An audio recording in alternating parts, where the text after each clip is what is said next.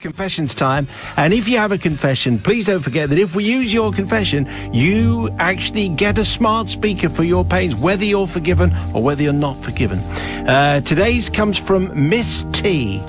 Thank you, Miss T, for today's confession. Father Simon, Brother Matt, Sister Susie. My story takes us back to 1980, when I was a young schoolgirl of 13, attending the local posh school in the northwest of England. It had been a great surprise to me and probably everyone else that I, a poor kid from the wrong side of the tracks, managed to not only pass the 11 plus, but also the quite tricky entrance exam, enabling me to become a pupil there. Our school was a convent school, unsurprisingly run by nuns, who was viewed by locals as being very prestigious. Thus, I spent my first year there suffering from an acute case of imposter syndrome, and so made sure that I spent it working my little socks off. By the end of that year, I'd managed to come top in every subject except chemistry, and I'm still quite bitter about that. So I was able to finally convince myself that perhaps I did merit my place after all. So, now having proved myself, I decided that I could and should take my foot off the pedal and spend the next few years having fun. Oh, right, okay. It would be fair to say, Simon, that I was just as successful in this endeavour as I had been in my previous attempts to prove my worth. By the third year, year 9 in new money, I had rightfully earned the adjectives of defiant and distracting. Indeed, I was regularly to be found in Sister Mary, the head's office, being berated for my most recent misdemeanours.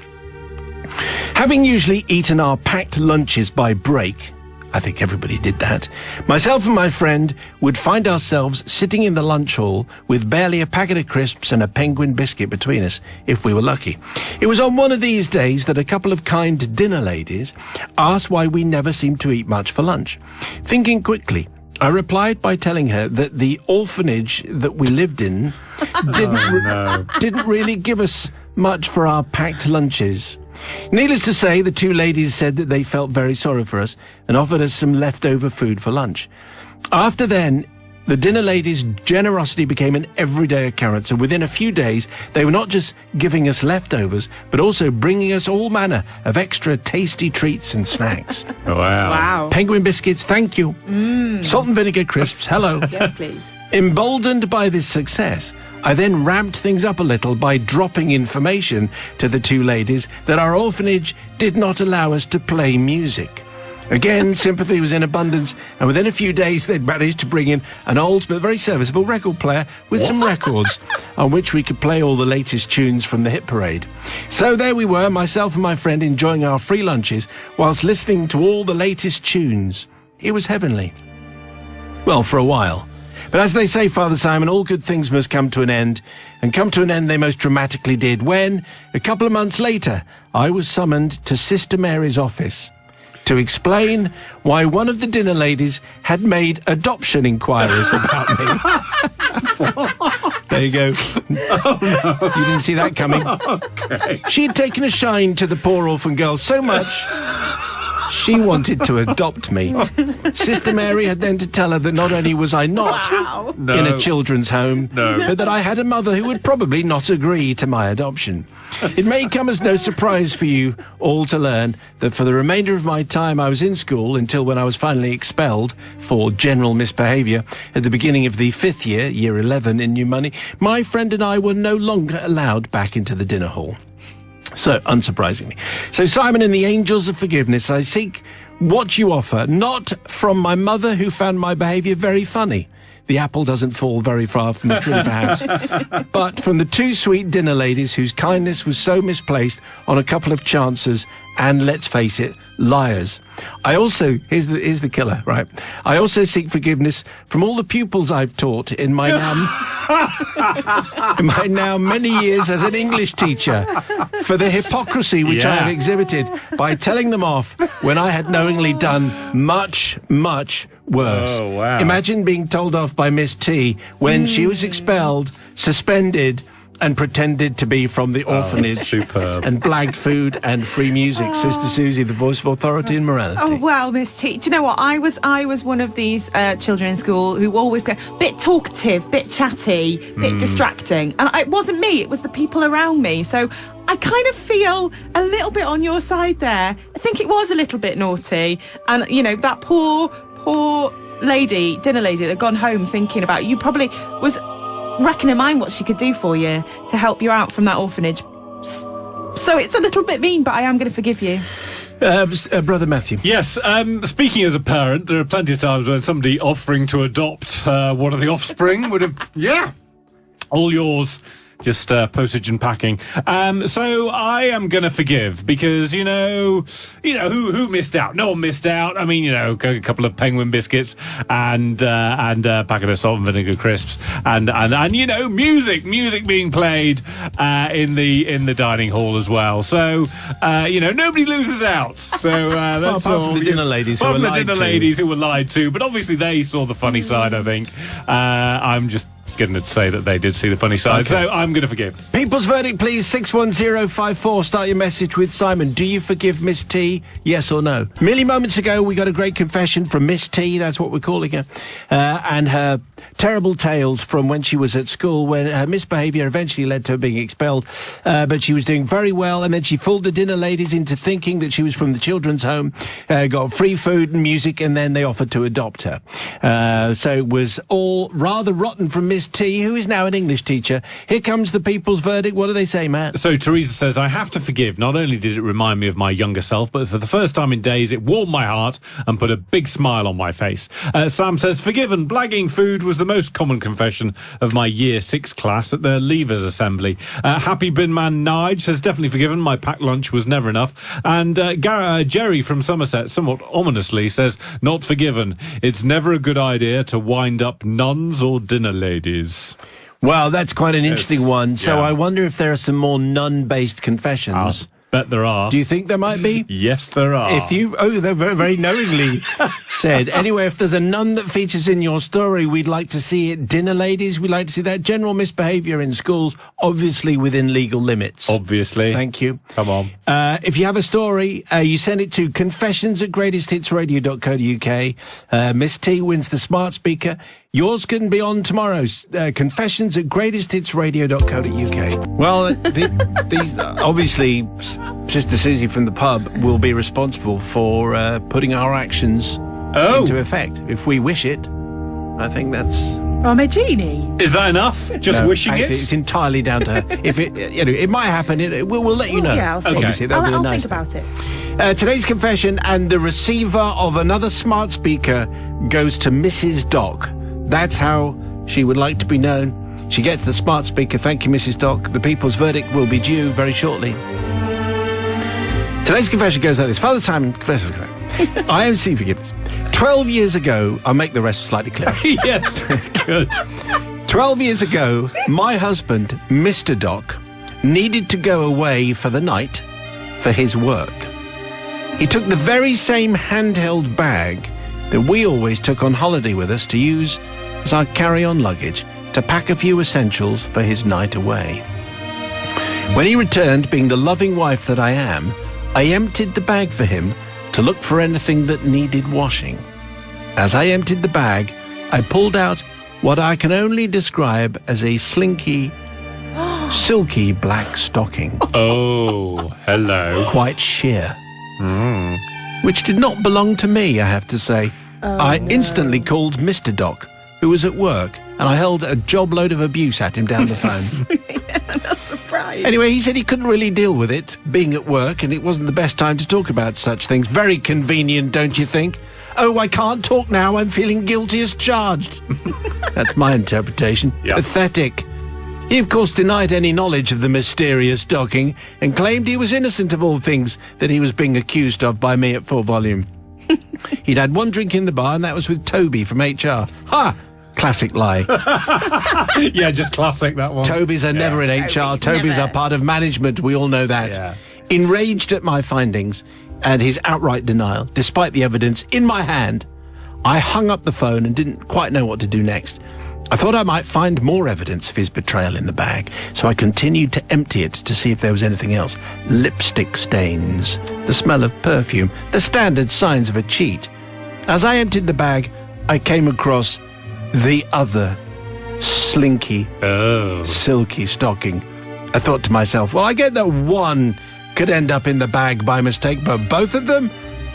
All sorts of things went through my mind, including whether the woman he was with planned for him to be found out by putting both stockings in the bag. What kind of a hussy would do that?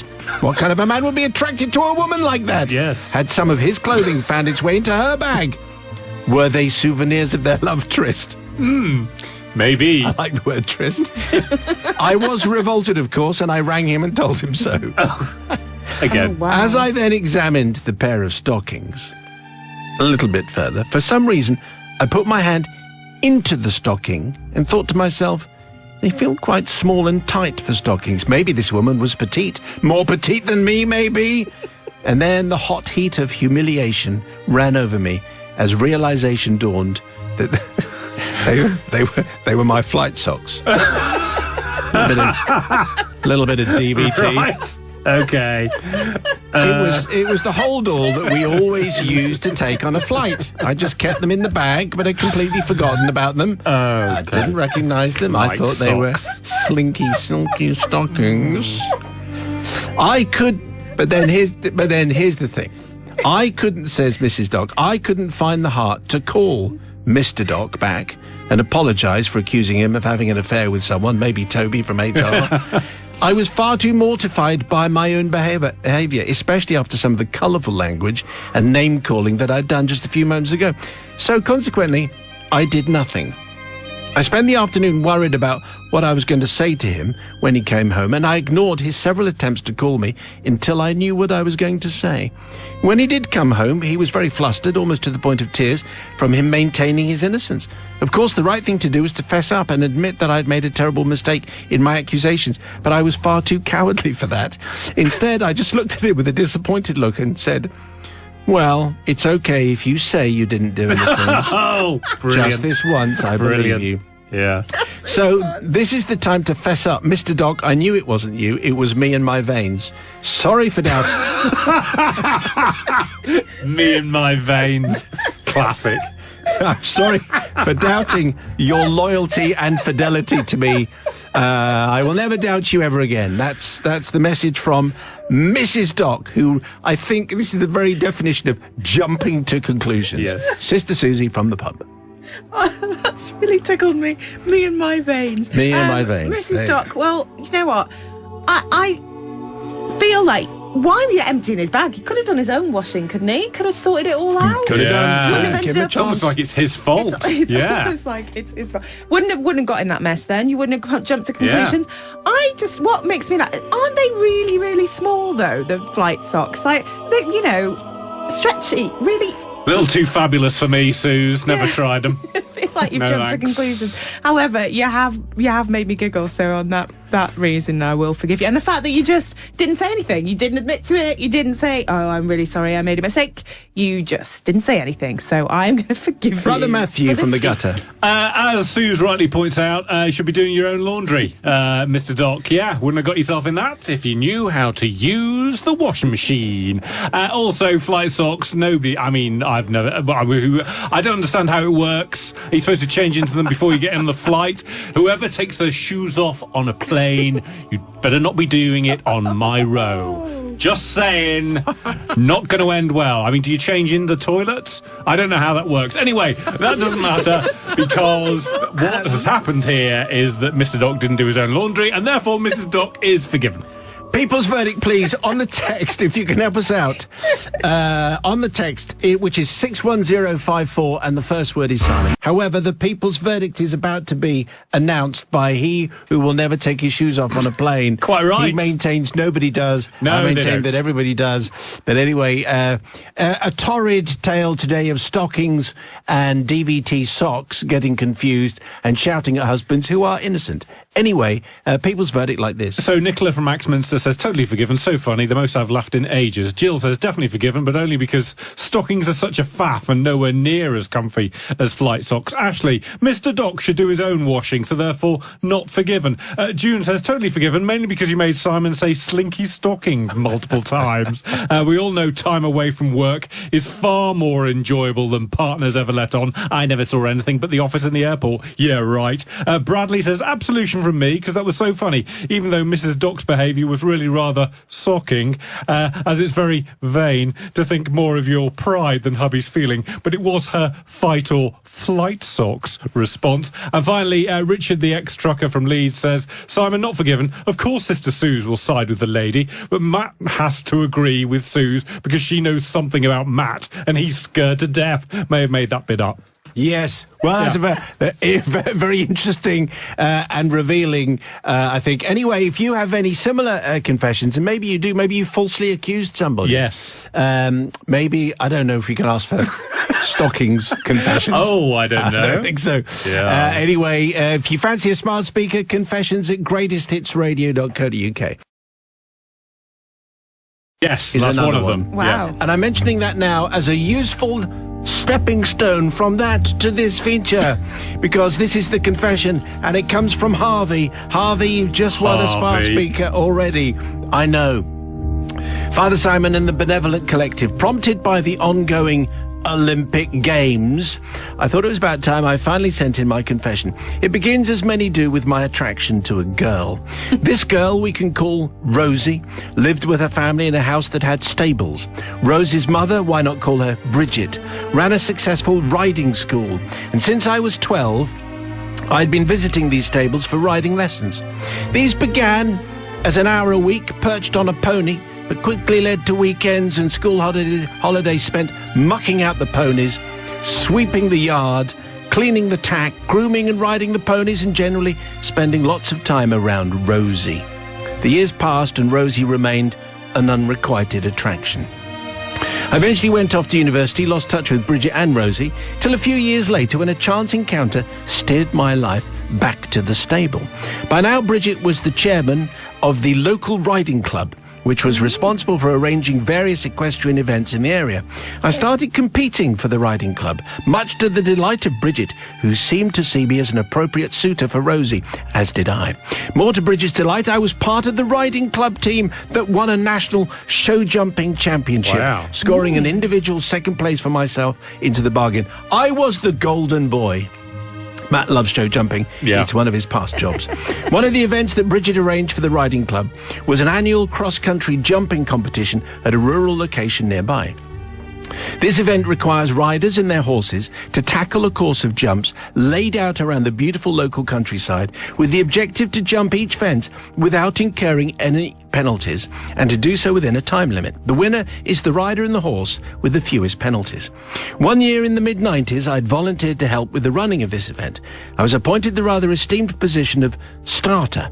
In this role, it was my responsibility to make sure that the riders started on the course at their allotted time, and I had to note the times that they started and finished so that their elapsed time could be calculated. This is all very well explained. yeah. It's going to do very well. The rider's number, start time and finish were written carefully on a timing slip, very important. These were collected regularly and sent to the scorer, very important, who could use them to maintain a leaderboard, also important, and ultimately identify the final positions and who would win the rosettes. Towards the end of this big day, the competition drew to a close and it was time for the Rosette prize giving. I was asked by Bridget to walk to the parking area to announce that the prize giving was about to start.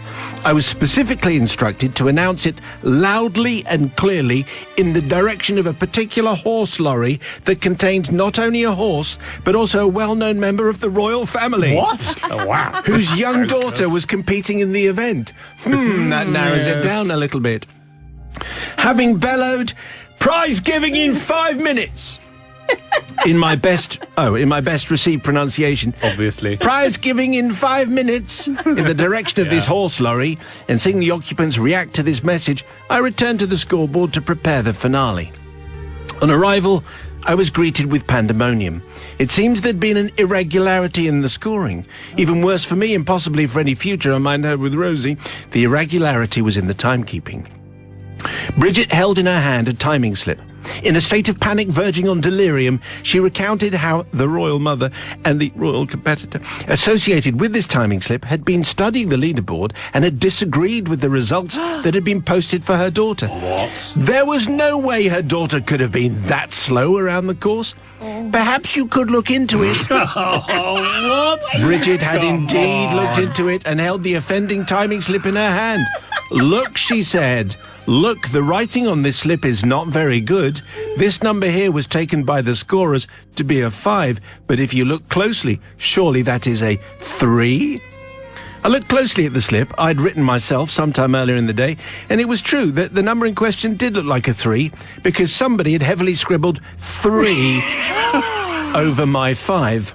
Wow. What I should have done now is to loudly protest this clear and flagrant, or even flagrant, obsequious dishonesty, standing up for morality and ethical conduct, and hang the consequences no matter who the competitor or their mother were. Yeah. What I actually did was say, yeah, that's a 3. Oh, fine. And with those words, the deed was done. I had placed my desire to impress and influence Bridget and Rosie over the moral obligation to speak up.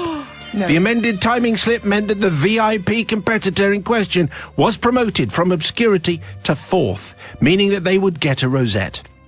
So, forgiveness not from the competitor or her mother, whom I have no doubt genuinely believed their case and did nothing to promote any underhand actions, but from the competitors who would have been placed from 4th to 6th, who saw their places relegated by 1.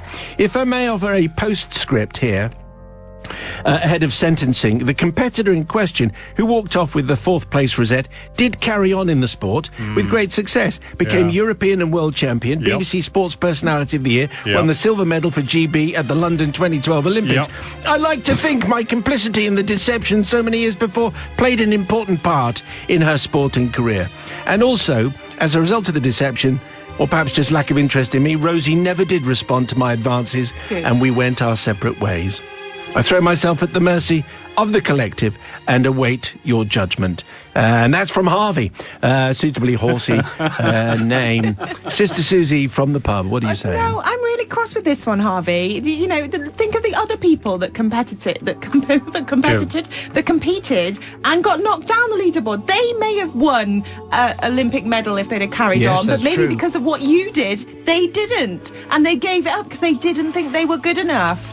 And just because, you know, you wanted to give Bridget what she wanted so that you could get in Rosie's things. So no. Not forgiven. Wow.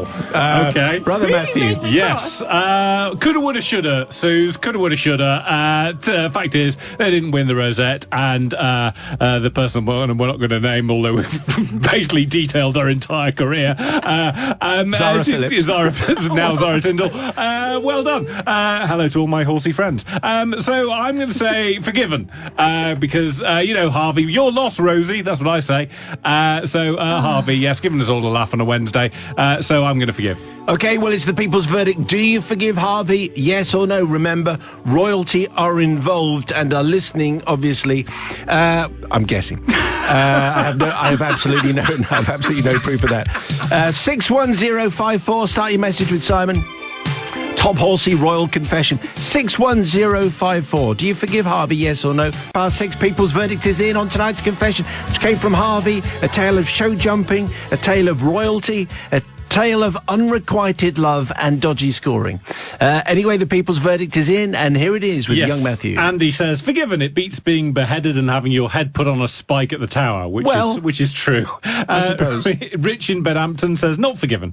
The princess didn't need a leg up, except for maybe onto the horse. What about all the other slightly less privileged horse riders out there that day? Where's their rosette? Yes. I know that Trotsky sat next to you, Simon, will agree. Well, quite. John Boy Boy says... Jog on, Trotsky. Yes, John Boy says, forgiven? Nay. Should have exposed the fraud and told said VIP party to jog on, losers. PJ says forgiven, but explains, I'm a horsey girl and I've competed against royalty, so I'm a bit biased. And Frankie finally says, meddling with scores, think you should rein that troublesome behaviour in. Well, enough gags, I'm thinking. So, thank you very much indeed to Harvey, who gets his smart speaker. Yes, he does. For his pains. Thank you very much indeed, Harvey. And if you have a tale, we'd love to hear you. It's got its own email address, confessions@greatesthitsradio.co.uk. Royalty, any stories involving royalty, they'd be very good. Show jumping, I'm sure there's some squalid goings on to report on. Like you wouldn't believe. That right? Yeah. And unrequited love. That kind of stuff, we'd love to hear about it. Confessions@greatesthitsradio.co.uk. Okay, that's Like, very good. follow, subscribe, whatever you do. Do all of those Do all the things. things. And send us great reviews, because at the moment it's just for 3, but you know, who knows what's going to happen in the future. Today's confession, the only way you get a smart speaker, by the way, is to have yours read out on the radio, and today's comes from Faf. That's today's person, Faf or Faffy. Father Simon, before I start, I hope that some of your listeners will remember what times were like back in the 80s. The 1980s is before the internet and before mobile phones, okay? It's taken me over 40 years to own up to the deception I undertook and never told my then 6-year-old neighbour's child. The lady who used to live across the road we will call Jean, it's not her name. Her son we will call Robert. I doubt to this day she will have confessed to her son about this terrible double deception. Although, for various reasons, we're making it a single deception. Really? Yes, we are. It's just a single deception. Just a single deception. Not double Should have deception. made it. No, yeah, Just not, make- not, Wow. not, Change not that. double Already deception. had the lawyers in. Just Confessed to one. her son about this one-off deception. One-off deception. I used to babysit Robert on a regular basis from the age of 18 months. And also when Jean got a part-time job, he would come over to my house 3 days a week. We bonded from day one as Robert loved my crazy house of one huge Great Dane dog and 13 cats. That's right. 13? 13 cats. 13. It all came about because I helped out a couple of days a week at the local vets. There you go. So that makes sense. Does it? Yeah, I think so. I'll help out. I'll take you home. Thank you very much. When Robert got to primary school age, he decided he wanted a pet of his own. So his mother and I thought it best to start the infant child off with a hamster. We all went to the pet shop 15 miles away, 15 miles away in the nearest town to choose one. After 1 minute, he decided on a blonde one with a dark brown patch on its head and named it Smudge. Robert adored Smudge and kept him very well, cleaning his cage, was in his bedroom, feeding him all the time, letting him run loose, and often on a sunny day, Smudge would be taken into the garden in his cage because of my many cats. The love went on for the next 2 years until one fateful day. A loud knock on my door at 9:30 and a hysterical Jean made me rush to let her in, fearing for Robert. But red-eyed with tears, Jean was shaking and she handed me a very limp Smudge. Unfortunately, the hamster had passed on, as hamsters do. I tried to resuscitate him, despite my attempts at mouth-to-mouth. Dear. Wow. Can you actually even do that? No, I'm going to say no. I mean, you know, I'm not a vet. Anyway, he had... No? Yes, probably just check with the vet before you try Yeah. this. No, I think He had Just don't try it. he had sadly passed away. Shaking from head to toe, she said, Robert's never going to forgive me. He'll never speak to me again. He will say it was my fault somehow. Knowing that he would come home from school later that day, I suggested that we replace the poor hamster with another, thinking we might rectify this disastrous situation. I didn't realize what a task this would be, because we are talking the 1980s, no internet, no mobile phones. Telephone in hand and having lovingly buried Smudge in the field behind me, I started through the yellow pages, you know, the way they used to Yeah. do back in the day, working my way through the pet shop listings. 2 hours later, and very stressed, I realized how rare Smudge's colouring was. And of course, he wasn't a baby hamster, he was full size. I'd alerted my dear friend at the local vet to the emergency situation. She detailed her receptionist into calling shops from outside her area. Finally, someone had a blonde, older hamster with a good sense of humour, which had been returned in, of all places, a town very near us. In fact, well, It wasn't so near. It turned out it was 2 hours away. Wow. So we left immediately. No sat-nav, remember. Jean had the map and magnifying glass. I had my trusty Datsun estate with the Great Dane, who was backseat driving, and he actually did look left and right at junctions alongside me. This is a whole other story. Yeah. Wow. And in the back was Smudge's empty cage. 1 hour and 45 minutes later, having driven rather fast on the motorway and country lanes, but still keeping within the law at all times, money was exchanged and the new hamster was being winged back to the outskirts of Southampton. Suddenly, Jean cried, "But there's no smudge on its head!" Thinking out of the box and in panic mode to get there before Robert, my answer was, "There soon will be, but you're going to have to top it up regularly and secretly," because the saviour was in my handbag. Dark brown, waterproof Body Shop, cruelty-free and safe on pets mascara. Safe on mascara was the answer. Smudged gently onto the Smudge's number 2's head. Okay. Robert arrived at home just as we pulled into the drive. I lied, saying Smudge had gone for his checkup. When asked why Smudge was in my car, Smudge too lived on for another 3 years. The deception has continued as neither Jean nor I ever confessed to Robert, even when he grew to be a young man. The cruelty-free mascara, Fair to Pets, was renewed regularly by Jean, and I hope that we can be forgiven for lying to the 6-year-old Robert and driving very fast, but always within the legal limits, to the pet shop near Guildford and back to collect what was a tiny imposter. Thank you, and hoping that we get some forgiveness. That's Faf, also known as Faffy. Sister Susie, the voice of responsibility from the pub. Well, Faf, like I get why you did it, because you didn't want to upset a poor child, because, you know, and it happens. I probably had many goldfish replaced when I was a child and didn't even ask why they were different in size, because my dad wasn't that clever. However, it's just too much of a ruse. You kept it up for ages. It was just a bit mean. So I can't forgive you, I'm afraid. Brother Matthew from the gutter. Well, I've always, I mean, do kids ever buy that this is the same hamster, stroke rabbit, stroke goldfish, whatever? They have personalities. I'm going to say that most kids go, I know what's gone on here. The other one's gone down the loo, and so I'm just going to, and they bought me another one. I'm going to play along because, you know, I've still got a pet. So I'm going to say nobody misses out, apart from obviously the hamster who died. And, you know, it's sort of teaching children that death comes to us all. So for that reason, I am going to forgive. Okay, very good. So it's the people's verdict, please. Do you forgive Faf, yes or no? On the text 61054, you start your message with Simon. Otherwise, it'll go somewhere else altogether. 61054, start the text with Simon. Do you forgive Faf or Faffy, yes or no? It's high time we had the people's verdict of Faffy's hamster confession. I mean, it just has to be said, no hamster has ever survived a confession. No, they never do. If there's a hamster in it, it's not going to make it out the other end. What do we get? So everyone forgives, basically. Penelope says, forgiven. The cost of topping up the Body Shop mascara was their punishment. James and Runcorn, forgiven just on the basis of the mascara. That was just class. Amazing confession again, as always. Yvonne in Grimsby, completely forgiven. My husband's mum did this with Peter the Budgie a couple of times. When she finally told my husband his budgie had died, his response was, "Oh dear, we're going to have a gerbil now." And finally, Dory in Suffolk says, I forgive Faffy. My son had a much-loved hamster, Rocky. He died. I buried him, only to find out the next day that some hamsters can hibernate.